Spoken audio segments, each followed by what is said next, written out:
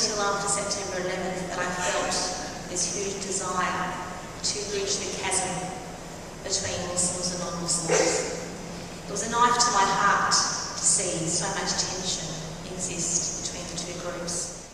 Well, I was a chemistry and physics teacher. I had very little involvement with the Muslim community, and I found 9/11 completely threw my world upside down. What was particularly disturbing was the reaction of my eldest son, who said, how can a Muslim do such a thing? And I really, to be honest, really struggled with 9/11. It would have to be the darkest day of my life, the lowest point of my life, because I've always brought my children up with the belief that every creation of God is sacred. So for people to kill innocent people in the name of my religion was the most gut-wrenching thing I've ever had to deal with. So I really felt the need to reach out to the wider community because I felt that there was so much tension between Muslims and non-Muslims, and I felt that I needed to do something at the grassroots level to promote harmony between Muslims and non-Muslims. Progressive Muslims insist on a serious engagement with the full spectrum of Islamic thought and practice.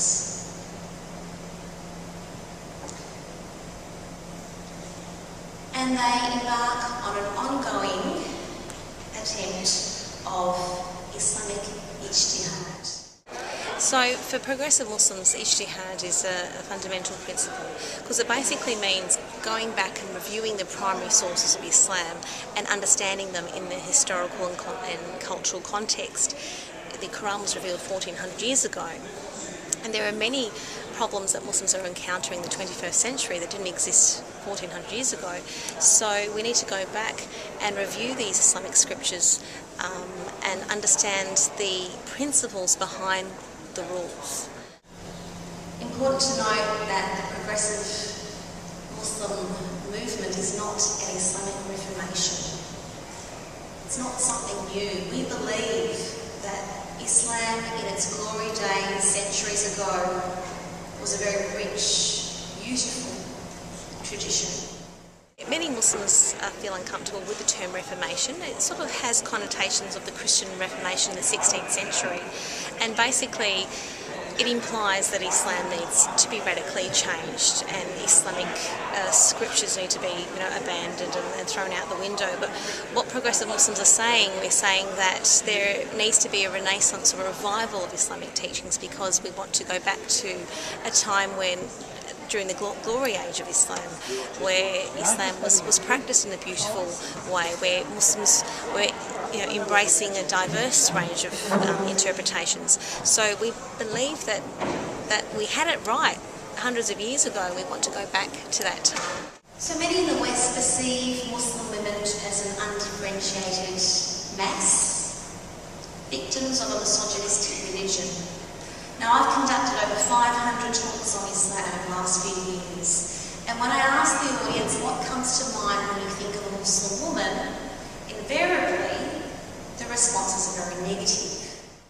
So there are many Western feminists and many secular Muslims that state that the only recourse to the oppression of Muslim women in Muslim countries is abandonment of Islamic practices. And Muslim feminists like myself struggle with that ideology. Basically what they're saying is that we need to choose between Islam and liberation. And we don't necessarily feel that we need to make that choice. We believe very strongly that within the Islamic tradition, males and females are equal, and we want to work within that framework.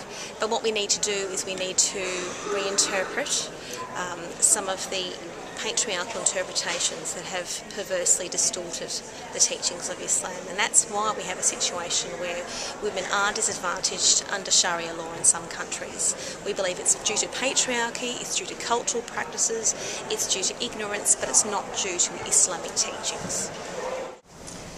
He's highly critical of the divisive rhetoric that some Muslims advocate against the West.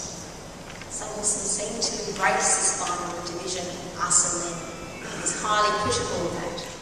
Unfortunately, due to recent events, some Muslims have become politicised, and some Muslims have embraced a siege mentality, a victim mentality, and they tend to sort of a very quick but knee-jerk reaction to blame the West, blame imperialism or Western colonialism for their problems and woes, and they aren't taking on responsibility for the situation that they're in, and we need to sort of get over it and basically try and find solutions to these problems.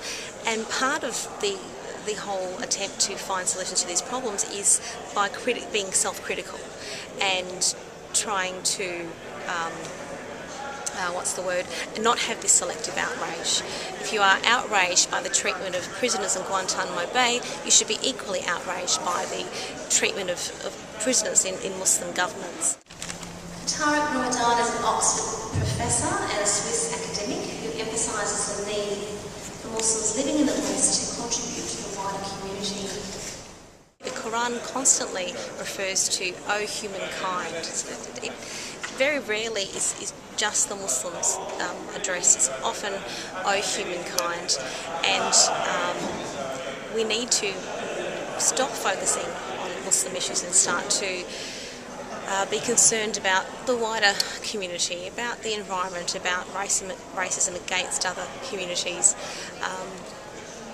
about social justice for all communities. So it's about getting off our backside and trying to contribute to the wider community.